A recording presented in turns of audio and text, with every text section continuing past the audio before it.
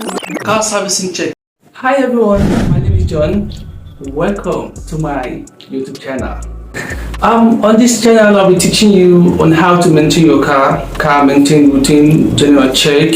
Oil and filter is not the only thing to check whenever your car is being serviced. Did you check plug? Did you check it? Rotation of tire.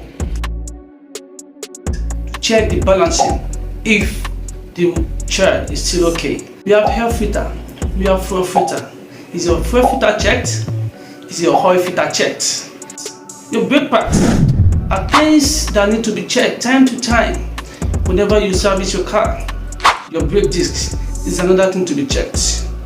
Transmission fluid level, brake fluid level, battery terminals, and wiper. Then coolant. Look, using high-grade oil, high-graded oil helps your engine. Do you know oil washes engine? Do you know oil serves as coolant in your engine? Car servicing checklist. Follow for more.